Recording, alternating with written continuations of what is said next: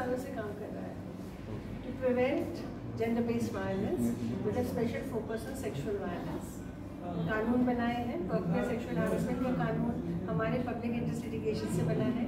Sakshi versus union of India ने sexual assault bill को impact किया है, पॉक्सो को, protection of children against sexual offences act को इम्पैक्ट किया है। और अब हम ये मुहिम चला रहे हैं विच इज़ कॉल्ड द रक्षण प्रोजेक्ट। क्योंकि चाइल्ड सेक्सुअल अब्यूज ज़्यादातर अपनों से होता है, घरों में होता है, स्ट्रेंजर्स के साथ नहीं होता है। पर घरों के अंदर में घुसकर पुलिस कोई काम नहीं कर सकती। तो अगर इसे रोकना है, क्योंकि हमारे देश की आंकड़े हैं कि 1 in 2 is a survivor of child sexual abuse, जिसमें लड़के ज़्यादा और लड़कियाँ कम, 53% बॉयज़ एंड 47% गर्ल्स।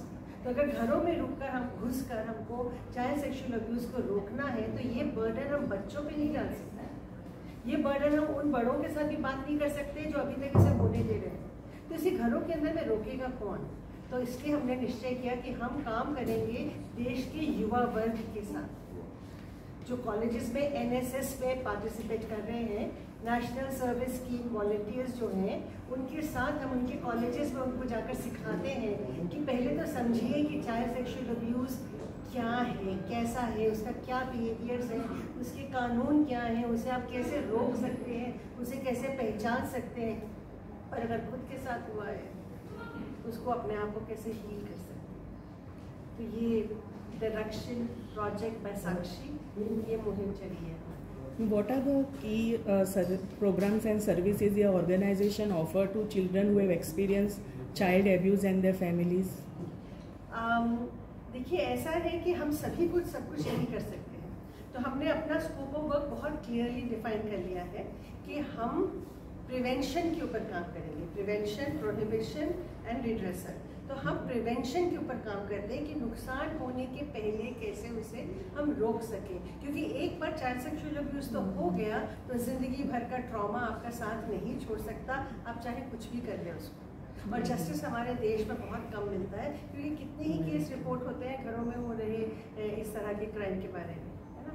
तो हमको जब डिस्क्लोजर्स आते हैं, हमें जब बच्चे आपके बताते हैं कि उनके साथ उनके बचपन में ऐसा हुआ था, तो अभी वो क्या करें, तो हम उनको काउंसलर्स के पास डायरेक्ट करते हैं जिनको काउंसलिंग की आवश्यकता है। जो अपने लीगल अधिकार समझना चाहते हैं उनको हम लॉयर्स की तरफ डायरेक्ट करते हैं। और जो जिनके अंदर यादें इतनी ज़्यादा दबी हुई हैं और वो अंदर से इतने कॉम्प्लेक्स हो गए हैं कि वो उसके बारे में सोचना भी नहीं चाहते हैं, तो इस तरह के हम क्रिएटिव प्रोसेसेस के साथ में उनको एक कैथार्सिस टाइप का ऑफर करते हैं कि नॉन थ्रेटनिंग स्पेस में आप कैसे इस एक्सपीरियंस को प्रोसेस कर सकते हैं, उसके बारे में बात करना सीख सकते हैं, उसको खोलकर अपने अंदर से उसे अलग करके निकाल सकते हैं कि ये शर्म का जो बर्डन है ये आपका नहीं है, ये जो गुस्सा आपके अंदर भरा हुआ है इसकी ज़रूरत है, लेकिन अपने आप को नुकसान पहुंचाने की नहीं है। आप इसे शर्म को जो है उसके ऊपर में पुश कर दे जिसने आपके साथ में ये कुकृत्य किया है। I'd like to ask individually about your association with the Rakshan project of by Sakshi. So starting with sir. Well, हम लोग ये नाटक कर रहे हैं घर घर में पंछी बोलता है, which is about child sexual abuse, which is about pedophilia, और मैं किरदार निभा रहा हूँ संजय का जो ये हरकत करता है। तो मुझे इसको हम लोग 5 साल से करते आ रहे हैं। हमने पहली शुरुआत इसी कोविड समय पे की थी, जब इसका बहुत हो रहा था, घरों में सब लोग घर पे बैठे थे और ये चाइल्ड सेक्सुअल अब्यूज जो था घर में बहुत ज़्यादा चल रहा था। तो मैम ने मुझे अप्रोच किया इस किरदार को निभाने के लिए। मैं काफ़ी नर्वस था एक्चुअली, क्योंकि मैं ऐसे कभी लोगों से मिला नहीं हूँ जो ऐसा करते हैं। तो मैंने डेफिनेटली बात सुनी है बच्चों के साथ, कुछ होता है कि मैं बात में I work with kids also in dance and I have also experience in thing, but ma'am ने मुझे बहुत ट्रेन किया किस तरह से इस किरदार निभाया जाए और कैसी कॉम्प्लेक्सिटी हो सकती है कि इंसान के अंदर जब वो इस तरह के काम करता हो। So, इस नाटक के ज़रिए हम लोग ये बताना चाहते हैं कि घर में बहुत कुछ होता है ऐसे, पड़ोसी के साथ में या अपने रिलेटिव्स के साथ में, तो आप किस तरह से उसको हैंडल कर सकते हैं। तो अलग अलग किरदार अलग अलग बातें बताते हैं और इसके ज़रिए हम इस मुहिम को बाहर जाने की कोशिश कर रहे हैं। What are your plans for the future and how do you hope to expand your impact and reach? हमारी सरकार के साथ पार्टनरशिप है। Ministry of youth affairs and sports के साथ में, डायरेक्टरेट ऑफ NSS के साथ में हमारी पार्टनरशिप है, जिन्होंने हमें देश भर में जो 40,000 कॉलेज हैं, जो 40 लाख युवा हर 2 साल में NSS के भागीदार बनते हैं, उनके साथ में काम करने की हमें पूरी तरह से एक्सेस दी गई है। तो हम लोग फंड्स जुटाते रहते हैं और कॉलेज दर कॉलेज, शहर दर शहर, हमारा विजन है 40 लाख युवा वर्ग हर 2 साल में। तो इसका है कि अगर हम सभी एक ऐसी युवा पीढ़ी तैयार कर दें जिसके बारे में ना सिर्फ समझ सके बल्कि इसकी रोकथाम कर सके, इसको प्रिवेंट कर सके, तो सोशल टिपिंग पॉइंट आ जाएगा। मैम, एक संवेदनशील सब्जेक्ट है, कहाँ तक अभी आप लोगों को सफलता मिल पाई है? जो ये प्रयास आप लोग का चल रहा है। बहुत सफलता मिली है। इनफैक्ट हम लोगों ने जब शुरू किया था, कई लोग वो थोड़े डिस्टर्ब थे क्योंकि हमारे पास 8 मोनोलॉग्स थे पहले। सो उनकी जो रिएक्शंस है उसके बारे में हम लोगों ने सुना, फिर उस पर काम किया। So the play has been evolving, you know. ये प्ले जैसे हमने पहले किया था वैसे और नहीं है, पर अभी ये एक जगह पे आया है जहाँ पर अवेयरनेस के मतलब ये प्ले इंसान को अवेयर भी करता है और वो स्पेस भी देता है जहाँ पे वो देखने के बाद डिप्रेस होकर ना जाए।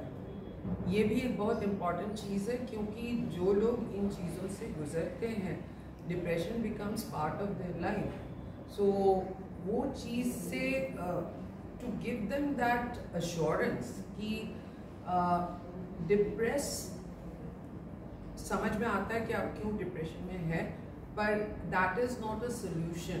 सो to really encourage them to talk about it, to really take action on it, ये बहुत ज़रूरी है। एक चीज़ मैं जोड़ना चाहूँगी जो स्मिता कह रही थी कि इन चीज़ों को एक पीढ़ी क्राइम के नाते देखते ही नहीं है।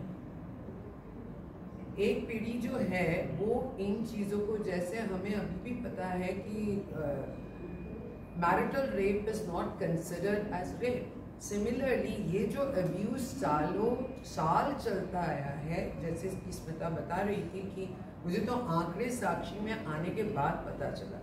इन चीज़ों के ऊपर मेरा ऑब्वियसली कंसर्न था और मेरी थिएटर में आने की मेन मुद्दा ये था कि कुछ चीज़ों के बारे में बातें करें जो काफ़ी सारे महान प्लेराइट्स दुनिया भर के इसीलिए प्ले करते थे कि उनकी वक्त के बारे में बात करें, उनकी समस्याएं के बारे में बात करें। तो that was one of the very important factor for me to join theatre. पर इनके पास आने के बाद मुझे पता चला भाई ये नंबर्स ये है। सो ये इतनी भयानक रूप में चल रहा है, किसी को पता तक नहीं। सबसे बड़ी बात है कि कोई कंसर्न भी नहीं है और घरों में जो चीज़ें होते हैं उसके बारे में एक सर्टेन पीढ़ी है जो उनको टोटली अनदेखा कर देते हैं, या तो बच्चों को बोलते हैं इसके बारे में बात नहीं करेंगे। ये जो होल क्या बोलूँ मैं, ये जो कंफ्यूजन अबाउट मॉरालिटी, अपनी इज्जत, ट्रेडिशन, ये सब कुछ इतना गोलमाल सा एक सिचुएशन क्रिएट किया है कि जहाँ पे आवाज़ें दब रही हैं। आप अगर आज की पीढ़ी को देखेंगे, most of the children are going through mental health issues, right. अचानक सब कोई बातें कर रहे हैं इसके लिए। क्यों? बोलना आसान है कि बच्चे ये है, न्यू जनरेशन ऐसे ऐसे चीज़ें कर रहे हैं, पर उसके लिए एक्चुअली रिस्पॉन्सिबिलिटी किसकी है? इसका मतलब हमारे पीढ़ी तो उसको कुछ दे नहीं पाए, हम उनको प्रोटेक्ट नहीं कर पाए, हम उनको समझा नहीं पाए। So I think it is a very very important issue जिसके बारे में बात करनी चाहिए और इसी उम्र में ही बात करनी चाहिए, ताकि जब तक ये युवा क्या बोलते हैं उसको, क्या मेरी हिंदी तो बहुत मैच्योर होते हैं, जब तक वो एक यंग एडल्ट बनते हैं उसको पता चलता है कि ये चीज़ें हम नहीं कर सकते। It's very important to do so today. I just wanted to add something that यहाँ definitely through this entire festival we are talking about child abuse, intergenerational trauma, but एक बहुत ही important चीज़ है जो मैंने अपने किरदार से realize की है इस play में, कि इस trauma का, इस abuse का एक ripple effect होता है। जो सिर्फ उस इंसान पे नहीं अफेक्ट करता जिसके साथ अब्यूज़ हुआ है, पर उसके आसपास के लोगों को भी अफेक्ट करता है। लाइक आई एम प्लेइंग संजय's वाइफ, कैरेक्टर संजय's वाइफ, जो कि पीरोफाइल है, पर ये ट्रॉमा उनका है जिनके साथ ये गलत करते हैं, ट्रॉमा उनका भी है, पर इसका रिपल इफेक्ट जो मुझ पे हुआ है एज अ फैमिली, वो एक अलग ही ट्रॉमा है, यू नो, बिकॉज मेरे सवाल है पर मेरे पास जवाब नहीं है। तो ऐसी कितनी फैमिलीज हैं जिनके साथ ये ट्रॉमा हो रहा है पर उनके सवालों का कोई जवाब नहीं देता। तो इस पर भी बात करना ज़रूरी है कि अगर if you going through some trauma and you have questions, आप किससे जाके पूछोगे if you don't have answers. For me as an artist this is very challenging, क्योंकि honestly I don't have personal experience in this, but now that I'm a mother, these things matter to me. I want to know about it. I want to be prepared if ever, God forbid in future, मेरे सामने ऐसी कोई situation आएगी तो मैं कैसे handle करूँगी, मैं कहाँ जाऊँगी, किससे बात करूँगी, कितनी ओपननेस से बात करूँगी, ये सब मेरे लिए एज अ पेरेंट ना इम्पोर्टेंट है।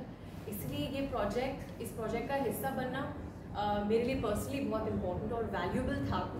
एंड मैंने इन लोगों को बहुत एंड में ज्वाइन किया, I have just become a part of this beautiful project and I am extremely happy that I got this opportunity.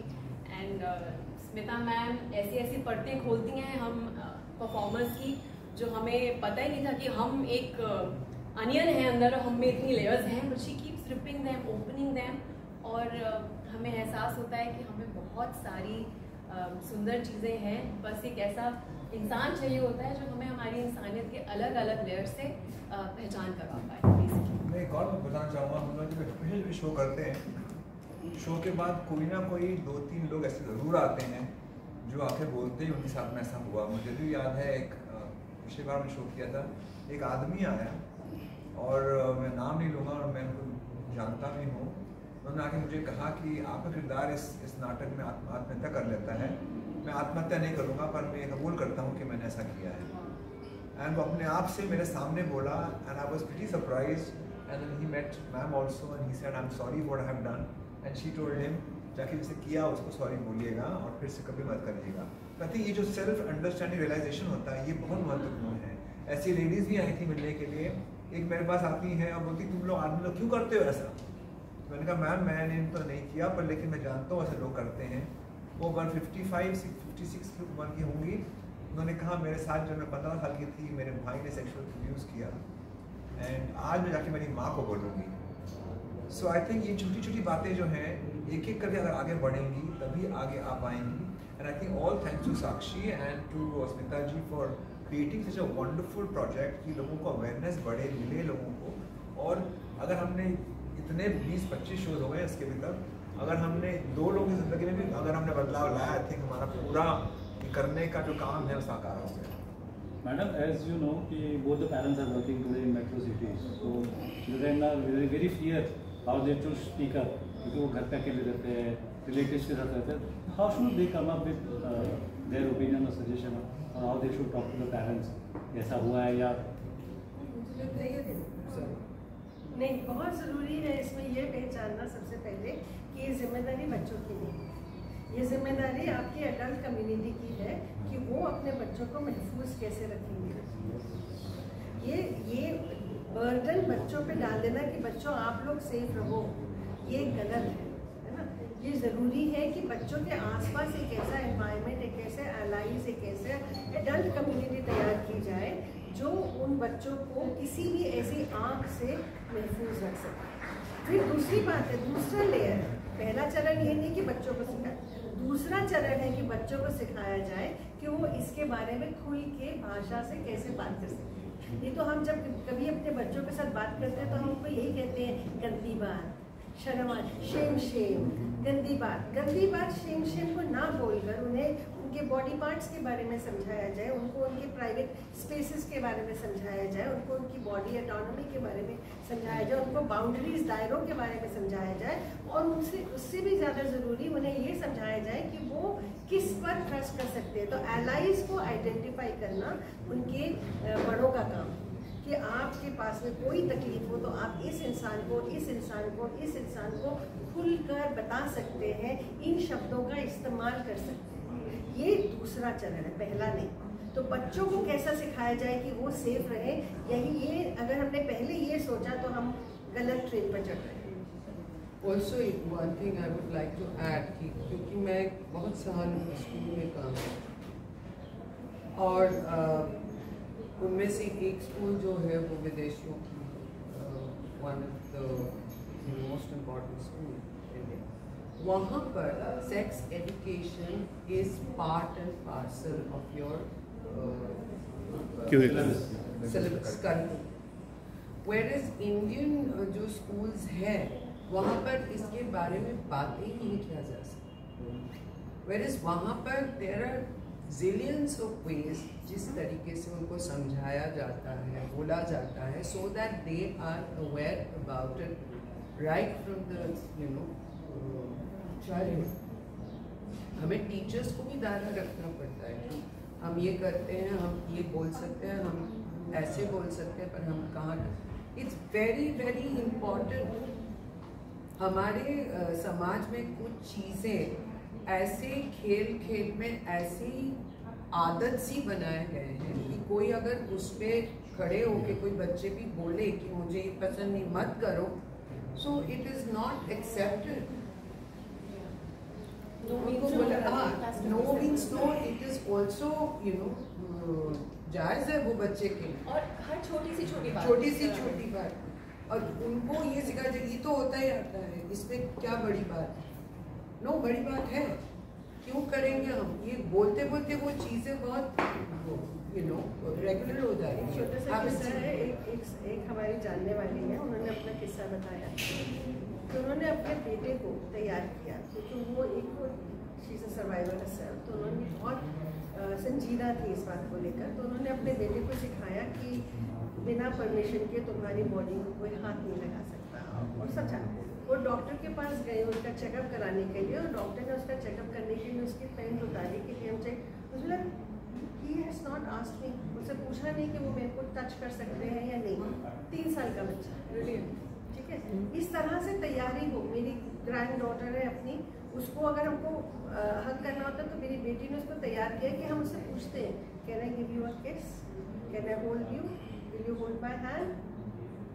शुरू से ही बच्चों को अगर हम उनकी बॉडी की ऑटोनॉमी के बारे में हम लोग क्या करते हैं, बेटा चाचा है, मना नहीं करते, बैठो गोद में, टॉफी दे रहे हैं ना, और बच्चा अनकंफर्टेबल हो रहा है, हमें नहीं बैठना, लेकिन बोलते अरे मना नहीं करते. बच्चों को बड़ों की इज्जत करो, बैठो गोदी में.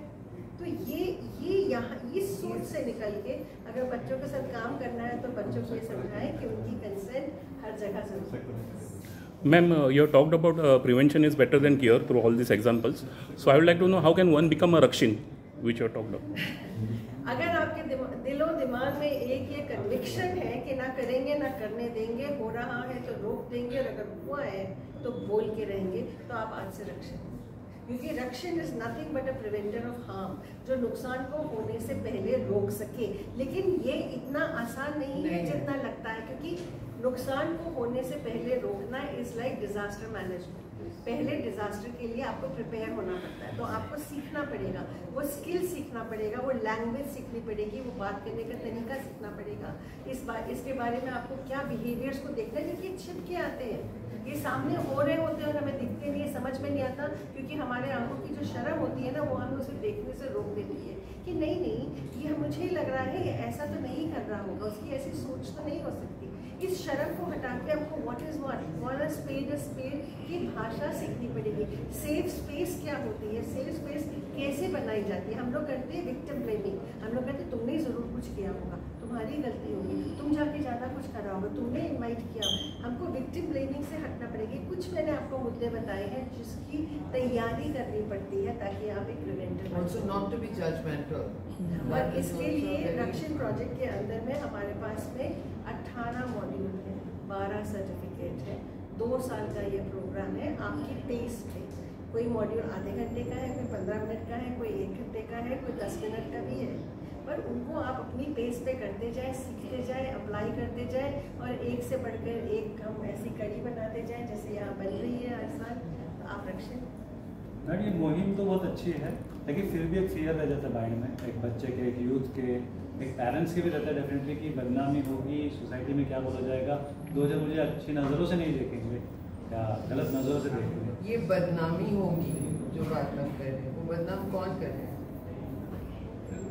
बहुत ज़रूरी है कि हम उनकी बदनामी से परेशान हों। ये चीज़ आई एम अ सर्वाइवर, इसलिए मैं बता रही हूँ।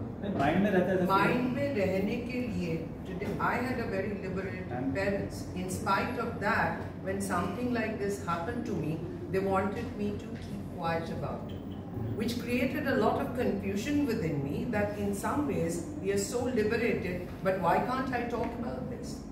Because this is something wrong, right?